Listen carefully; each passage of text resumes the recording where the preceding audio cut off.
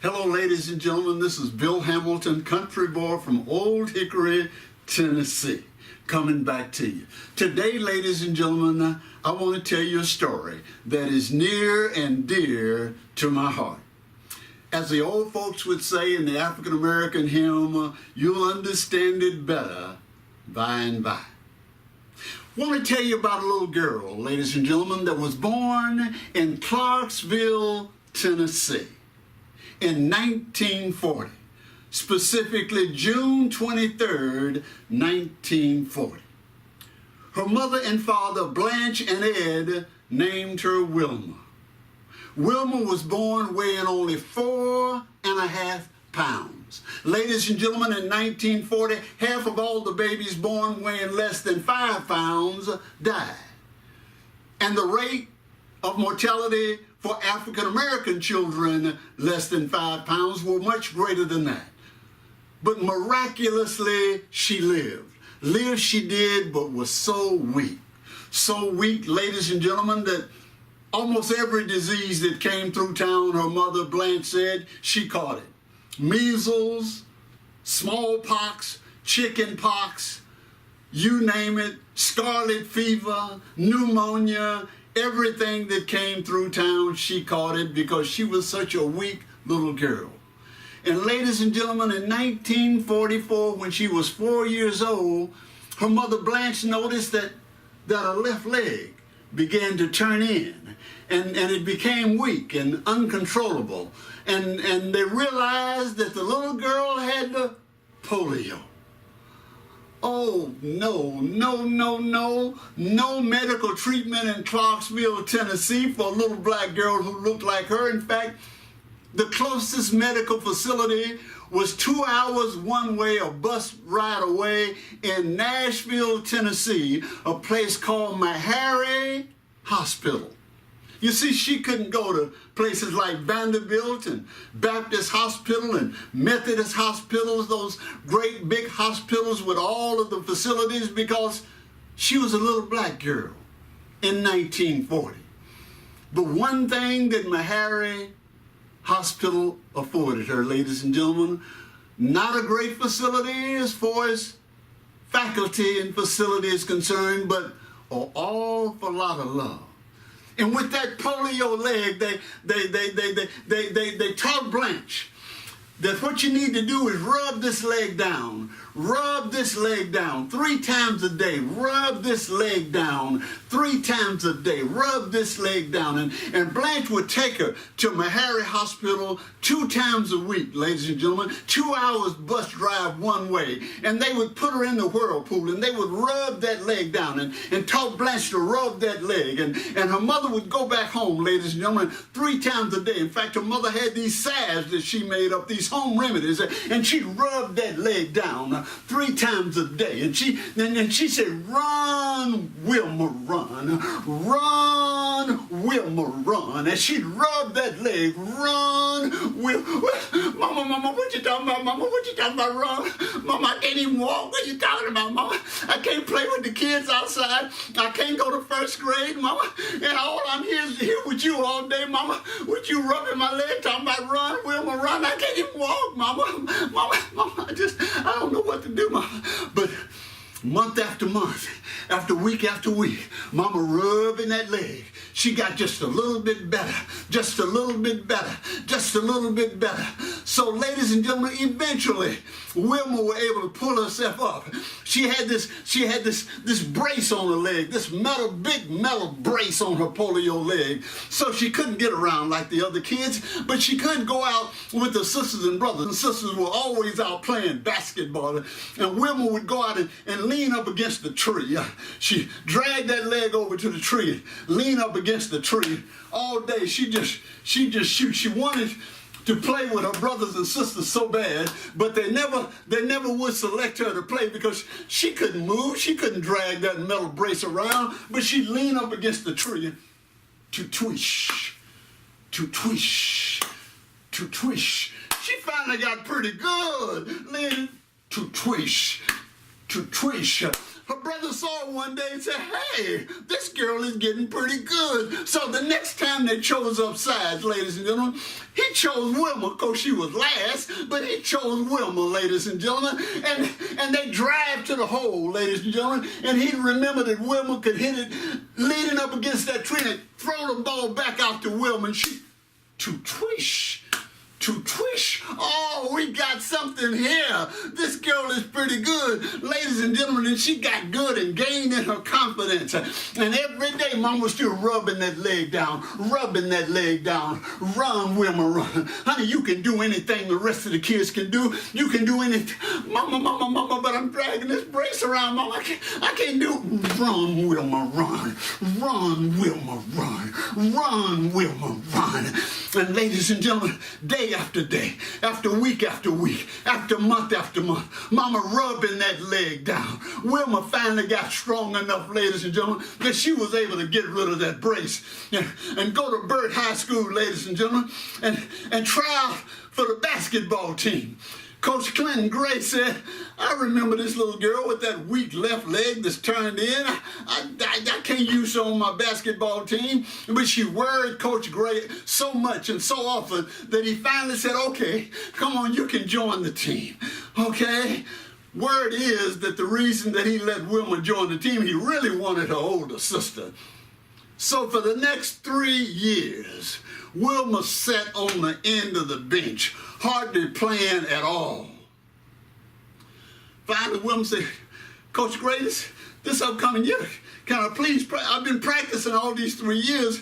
Coach, you haven't let me play, but I've been practicing. Coach, please, please, please, let me start this year. Coach, let me start. So reluctantly, Coach Clinton Gray let us start basketball.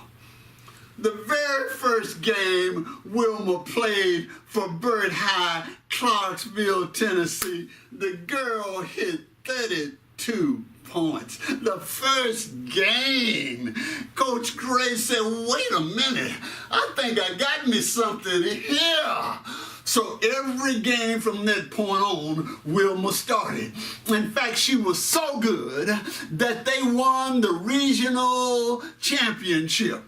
Clarksville, Tennessee, for the first time that year. And they went to the state meet. Oh, Wilma was feeling good. Went to the state meet and won that first game, ladies and gentlemen. Oh, Wilma was dealing, looking good. The second game, they lost. Wilma went back home. Mama, I thought we were. Mama said, get on up in my lap, honey. Get on up in my lap. Let me have that leg. Let me rub. So Mama rubbing that leg. Mama, I'm too old for this. Mama, I'm too old for this. You get on. Honey, don't you ever forget. I'll always be your mama. I don't care how old you get. Lay down across my lap and give me that left leg. Mama rubbing that leg down. Run, Wilma, run. Run, Wilma, run. Run, Wilma, run. Now you get on back out there. Don't you come back up in here telling me what you can't do. And ladies and gentlemen, but something happened in that state meet. Although she didn't win this championship, one of the referees saw her. A referee that was a part-time referee. His full-time job was track coach, Tennessee State University. His name, Ed Temple. He said, I think I see something in this girl, the way she runs up and down that court. So Ed Temple invited Wilma to come and try out for his team and practice with his team during the summer that year. So Wilma went up from Clarksville, Tennessee. Wilma went up to Tennessee State University in Nashville, Tennessee, worked out with college girls under the tutelage of Coach Ed Temple. Oh, remember the race? He put her down in the 100-yard dash, shot the gun. They went screaming down the track, hit the tape. Wilma Rudolph came in dead last. Wilma went back home. Mama, you see, Mama, I told you, Mama, I told you, Mama, I never been beat before in my life. I was dead. Lay down across my lap. Give me that leg, girl. Give me that leg. Give me that leg. Give me that leg. Let me rub that leg down. Mama. Come on, mama. Mama, I've been with college girls. Mama, I've been with college girls. Mama, I'm too old. Rubbing that leg down. Run, Wilma, run. Run, Wilma, run.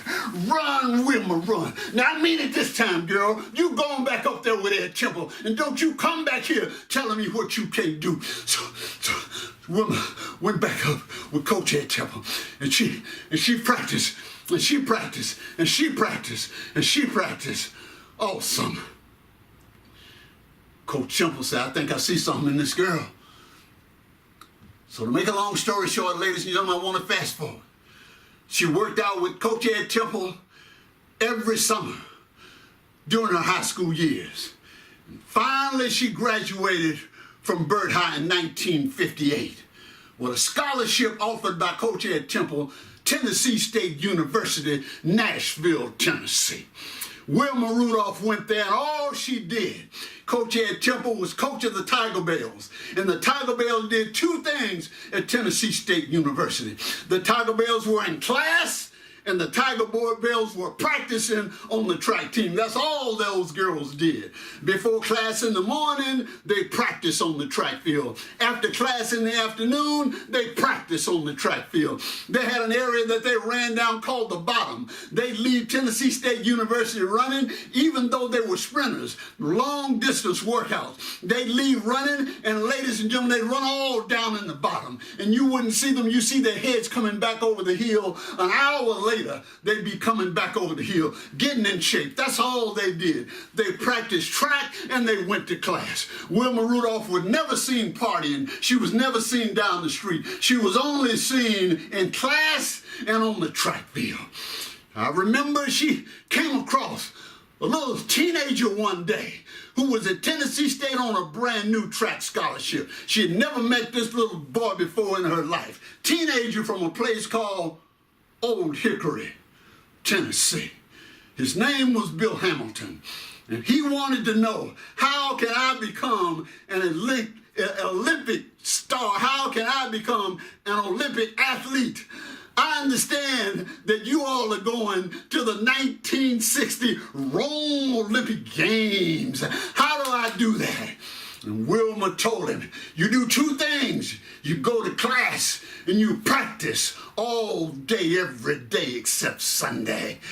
That was the last time he would come personally across the path of this little girl, Wilma Rudolph, as he pursued an occupational activity of electrical engineering. Wilma majored in track, ladies and gentlemen.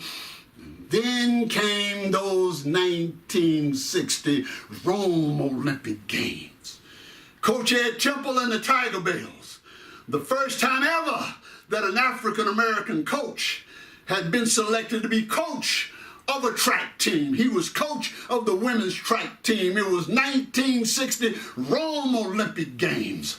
Wilma Rudolph and the Tiger Bells, ladies and gentlemen, got down in the 100-yard dash. They fired the gun, went screaming down the track. Number one, gold medal, United States, little girl, Clarksville, Tennessee, Tennessee State University, Wilma Rudolph. Oh, Coach Temple and the girls were feeling good. Oh, a couple of days later, the finals of the 200-meter came up. The 200-meter came up. It was around the curve. They fired the gun. The girl went around the curve, straightened up for the straightaway.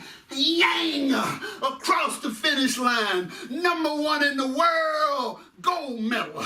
Little girl from Clarksville, Tennessee. United States of America. Tennessee State University. Wilma Rudolph. 2 gold medals in these Olympic Games. Ladies and gentlemen, phenomenal performance. Couple of days later, she came back, and the announcer said these words. The announcer said, ladies and gentlemen, the Russians, Great Britain, and Germany have the elite relay teams in the world, and they are expected to win. But the United States is represented. Their total team is from this little school called Tennessee State University in Nashville, Tennessee. It's made up of Lucinda Williams, Barbara Jones, Martha Hudson, and on the anchor leg is Wilma Rudolph. Now, they are not expected to win a medal, but ladies and gentlemen, if for some reason, somehow they did, this would be 3 gold medals for Wilma Rudolph, the first time in history that a woman has ever won 3 gold medals, a woman or man, in the Summer Olympic Games. Now, keep your eye, however, on Great Britain and the Russians and the Germans, because that's where the race is going to be. Wilma pulled her teammates aside, Lucinda Williams, Barbara Jones, Martha Hudson, and she said this. She said, we got a chance. We got a chance. She said, if you give me the baton, I'm on the anchor leg. If you give me the baton, I'm the last one. If you give me the baton even, I think I can do it. I think I can do it. But they got this bad German by the name of Uta Hein and this incredible Russian girl by the name of Irina Press. All these girls are like lightning. But if you give it to me even, I can't catch them. I can't catch them from behind. But if you give it to me even, I think we got a shot.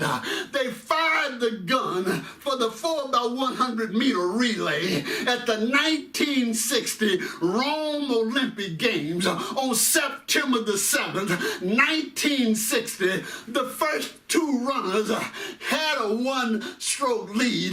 The third runner came to Wilma with a 1-step lead.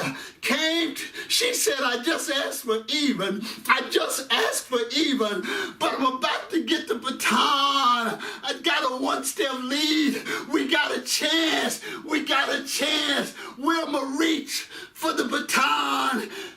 The lady put the baton in Wilma's hand, and Wilma fumbled the baton. She almost dropped the baton while she was trying to re-grasp the baton. Uta Hein, the German girl, went shoo. Irina Press, the Russian girl, went shoo. Ladies and gentlemen, by the time that Wilma was able to grasp the baton, they were gone. She was looking at Cleat City. She was looking at the bottom of their shoes. She said, oh no, they're gone. But about that time, something happened. Something happened. That left leg, that polio leg, came up so high, it almost hit her in the chest. Wilma leaned the corner in the 200 meter, came up for the straightaway. Ladies and gentlemen, Uta Hein and Irina Press was still up ahead. About this time, the announcer said, look at this girl, Wilma. This girl is not running. This girl is flying low. She went by Uta Hein and Irina Press so fast that it looked like they were standing still. In fact, she said, I think I heard them. I think I heard them when I went by. It sounded like they were speaking in other tongues. I think I heard them. She hit the tape. Ladies and gentlemen, #1 in the world, Wilma Rudolph. 3 gold medals, the Rome Olympic Games. The crowd was going wild. They were going crazy. They were saying, Wilma, Wilma, Wilma. They were going crazy. Ladies and gentlemen, the TV announcer, he came down with the microphone. He said, Wilma, Wilma, how did you do it? How did you do it? How did you do it? It must have been the crowd. It must have been the crowd, Wilma. Did you hear them calling your name? They pronounced it Wilma. Wilma. I know you had to have heard them. That's what did it. Is that what did it? Wilma Rudolph. She said, no, Mr. Announcer, I didn't hear the crowd. What do you mean you didn't hear the crowd? They were screaming and hollering your name. That's the only way you could have possibly called you to hang an arena press. It had to have been the crowd that lifted you up to victory. No, Mr. Announcer, I didn't hear the crowd. I didn't hear. Well, what? What were you listening to, Mr. Announcer? Oh, remember, Mr. Announcer, when I almost dropped the baton, do you remember that? He said, yes, I do. And I looked up, Mr. Announcer, and all I could see was Cleat City. All I could see was the bottom of their shoes. At that moment, Mr. Announcer, I heard something. He said, I know. You heard the crowd, didn't you? You heard the crowd. She said, no, Mr. Announcer, I didn't hear the crowd. He said, what did you hear? He said, at that moment, Wilma said, I heard my mama. He said, but your mama ain't even here. Your mama is a half of a world away, back in Clarksville, Tennessee. What do you mean? She said, I heard my mama. He said, what did you hear your mama say? She said, when I almost dropped the baton and I looked up and I saw Cleat City, that's when I heard my mama. What did you hear your mama say? I heard my mama. At that moment, she said, run, Wilma, run.